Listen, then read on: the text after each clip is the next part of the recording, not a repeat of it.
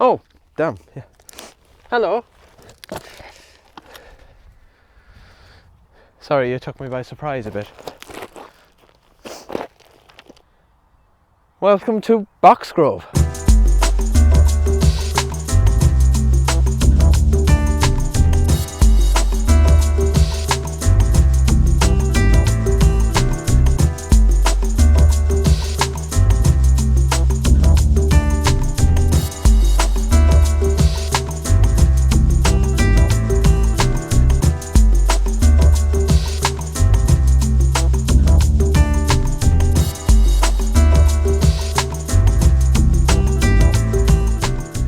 Okay, well, here we are. Hello. This is Marlon. And this is Charles. We're at the Boxgrove site in southern England, West Sussex. West Sussex, and we're not far from the little village of Boxgrove, and we're about an hour's walk from Chichester.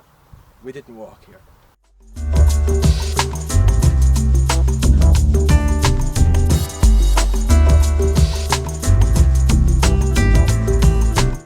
To get here, you have to take the train from London Victoria to the town of Chichester. It takes about an hour 45 minutes to get there. And then you can take a bus then from the town centre of Chichester out to a crossroads not far from here. That takes about 17 minutes. Once you're at those crossroads then, it's a short 10-minute walk then to the actual site itself. Now the site of Boxgrove is for the most part private land. Currently there is stables here at the moment. But also we have what was once here a landfill site. So it featured a lot of filling in of sediments, although that seems to have stopped now.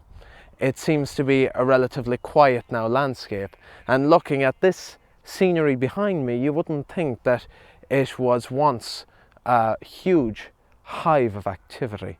When I came onto this site, I asked for permission to go around it, and the landowners kindly obliged.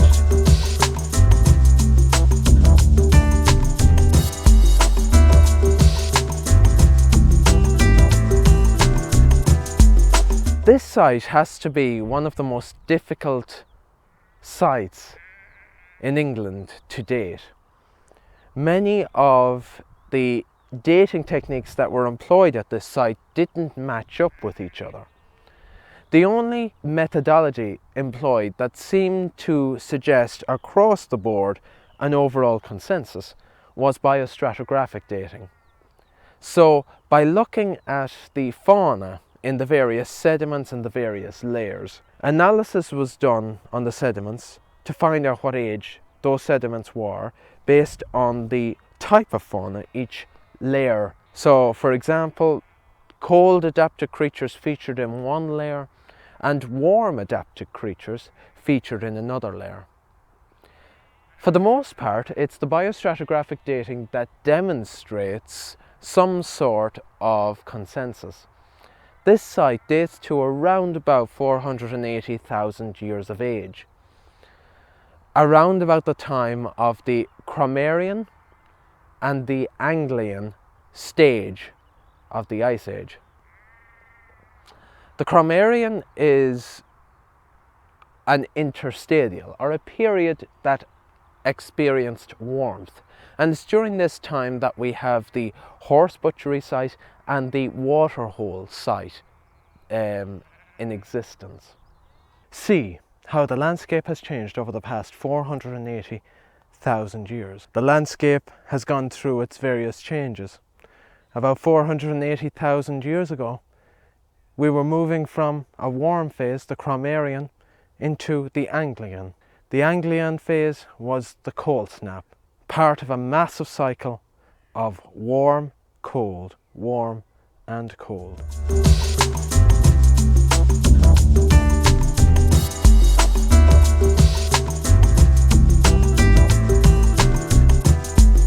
Up on the hill, just this side of the forest, is the Quarry 1 site, one of the most important areas within the Boxgrove region. It's up there that the horse butchery site was discovered, and it is the smaller part of the complex. But if you go over there now, you can see that they have begun to plant coppice trees there as part of a regeneration project to bring the landscape back into harmony with the context around it. This area has seen a lot of industrial activity. It's tough on the landscape, and after the work that the archaeologists have done at this site, it's great to see it now being brought back to a beautiful undulating landscape befitting an English countryside.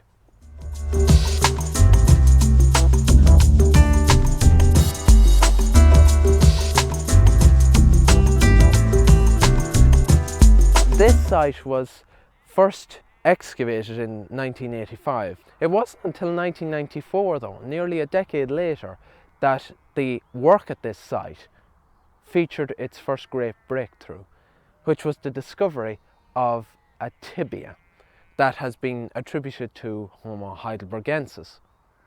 Homo heidelbergensis lived from about 700,000 years ago to about 400,000 years ago. 500,000 years ago, at this very site, a hominin died. That hominin's remains for the most part disappeared, but what was left of that hominin was that hominin's leg bone. Also at this site we have the discovery of 2 hominin teeth as well.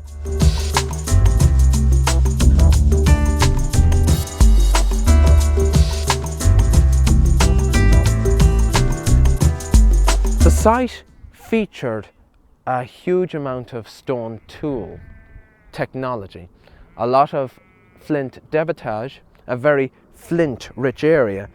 One step and I literally pick up a piece of flint off the ground. Here is an artist's representation of what we might have seen at this site over 480,000 years ago. It captures a moment in time that was recorded in the sediments. Now obviously artistic license is employed in some of this because the archaeology tells us very little about how they might have styled their hair or whether they had clothes.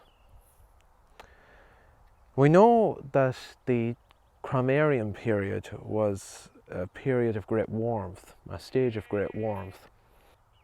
So it may lead one to suggest maybe they didn't necessarily need clothing.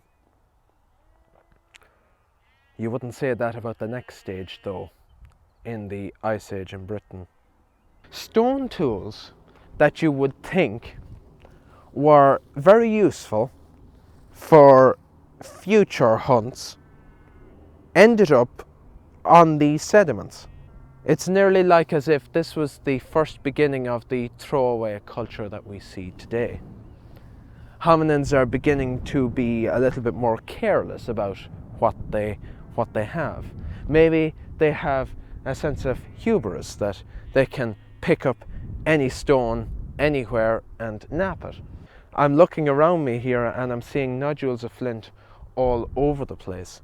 So it's very easy to see why hominins would just leave or discard hand axes like they were going out of style. We have stone tool remains that have been scattered all over this section of the beach, and we're just looking at an amazing hive of activity. Hominins that are really at the top of their game as far as finding the prey and making use of the raw materials that's quite literally just all around them. It's amazing what a wealth of prime raw material can do to a hominin's way of working in the landscape.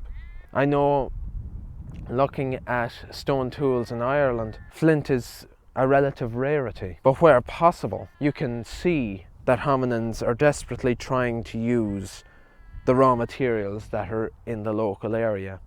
In Ireland it usually seems to be chert, which is often nicknamed as the poor human's flint. It's not as finely grained and beautifully textured as flint, but it's very close to that. Here, you are blessed with an amazing diversity of raw materials here. Just so much raw material, so much flint that we can use.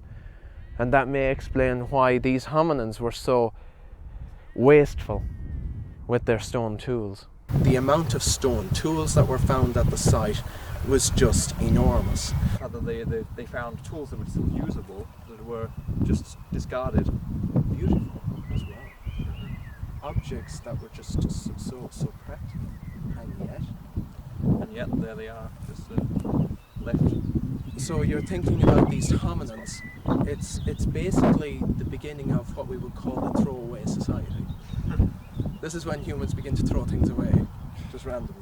Yeah. The washing machine breaks down, just buy a new one, don't get it repaired. It seems to be, this is one of the earliest signs of that kind of society.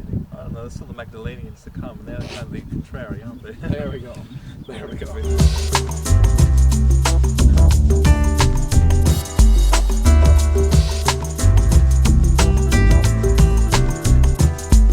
The amount of fauna that existed in this place was really diverse, from hyenas to wolves to giant Irish deer to your average smaller species of deer, and microfauna as well, like your beavers, your voles. The landscape the fauna was a little different to what we see today. So at the horse butchery site, we see horse being butchered very efficiently. When the hominins left the carcass of the horse, carnivores then came in and done away with the rest of it themselves, obviously leaving traces of the horse behind for the archaeologists to come along later and to find it.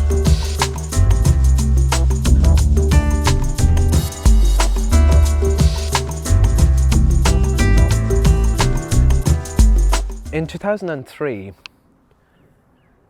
UNESCO asked the Boxgrove workers to conduct a research project finding the extent of this particular raised beach.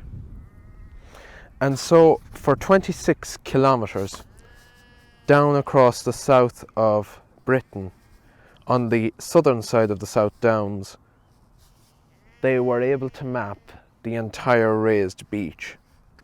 So if you can imagine this area here, raised beach, before it began to sink into the ocean. And here we have what you could have called then the Middle Pleistocene, White Cliffs of the South. But here we have Boxgrove, and this is where I am now. And Boxgrove is what started it all. But looking at the geological maps, you can see a line running from Brighton all across through Boxgrove, through Levant, over to Westbourne. After the project mapped all of the raised beach along here, Boxgrove could get the status that it deserved.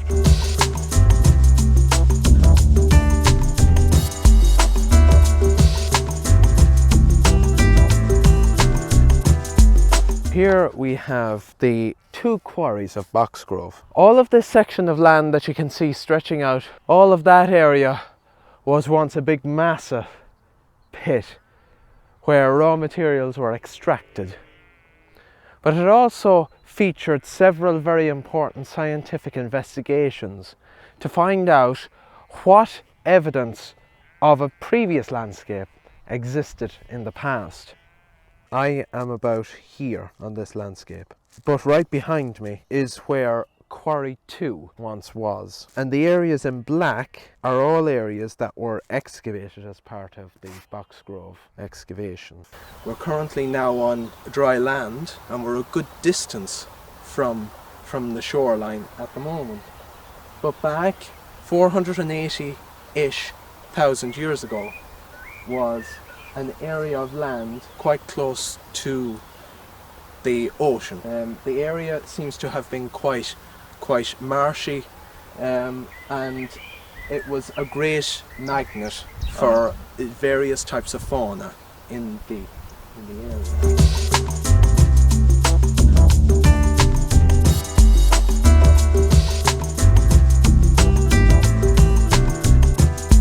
Based on the excavation photographs that were taken looking at the monograph, it seems the cliff edge in some cases probably measured at the most about 20 metres in depth. But the area right here near Quarry 1 probably was no more than 4 or 5 metres high. We're talking like white cliffs and then Exactly. a flat plain coming out. A flat plain coming out and eventually slips out underwater. I think that cliff there might be the most interesting feature really in the landscape. The fact that they had a drop in altitude. Yeah, it's not a massive obstacle, but it could be an advantage for looking at further distance. Yeah, and also that river, that it allows for easy access anyway between the two. The fact that there's a hole in that cliff means you have a slope. A slope to come down. Yeah. I should explain that the cliff face probably runs for about 26 kilometres in length from Westbourne to Arundel, and the cliff face here had a gap where a river flowed through, and so if you can imagine the hominins being up on the cliff, managed to subdue the horse from a distance, then could come down and finish off the job. How these creatures hunted is very difficult to ascertain, especially when you're dealing with periods so far back in time.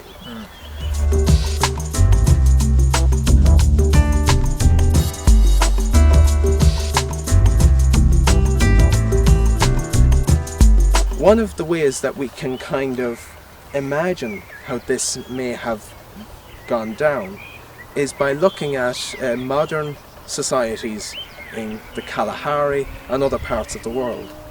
When the Kalahari Bushmen go after their prey, they exhaust them, chasing after them, not even running after them, but walking after them, looking for footprints in the soft sand and following them until they die of heat exhaustion.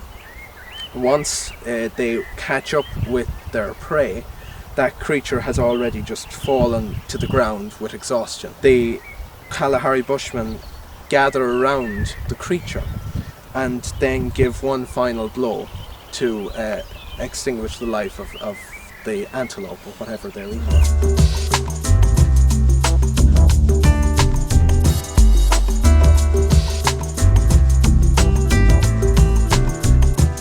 One of the archaeologists that worked at this site was Dr. Matthew Pope, who is now archaeologist at University College London, senior lecturer there. And he's currently working on a project on the island of Jersey.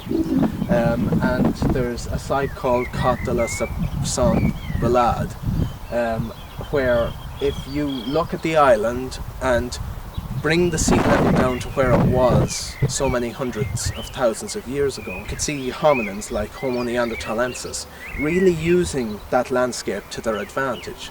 There was some suggestion that looking at the island, there are two headlands sticking out of the island, and if you had dropped the sea levels to the level they were at way back at that time when that site was used, you can imagine gathering up all of a particular herd and herding them into the valley, trapping them so they can't escape.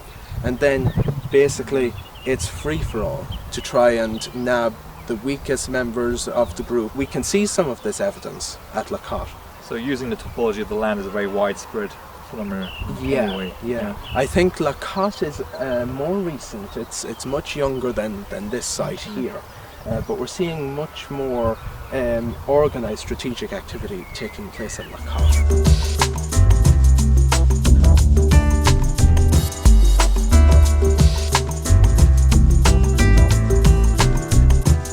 Given the amount of evidence we've gathered from this site, it remains one of the most exhaustively studied Paleolithic sites in Europe. So there's not very much more that we can get from it. I have to say it's always a pleasure to come back to Boxgrove. Like I say, there isn't much to see, but having done the research beforehand, before I came to the site, easy for me to see why I could get lost here for hours, essentially. Being out here in the south, in one of the most important sites in Paleolithic archaeology, it's heaven. I don't need an afterlife. I've got my afterlife here, essentially. I just wish I could spend more time traveling and seeing these places for myself, and to be able to talk to you about the importance of these places. It's very interesting looking back through that footage, and some of the recordings that I had made never made it onto the original video that was published there nearly 4 years ago. So I hope you enjoyed that extended edition of it. The whole point of it was that some of the footage I could have used, so I've employed that footage to correct some mistakes that were made in the previous video. So I hope you enjoyed that, and don't forget to like, comment and subscribe, and share this video with anybody you think might be interested in it. If you'd like to see more of this, I think I have a few more videos coming down the road in the near future. So thank you very much.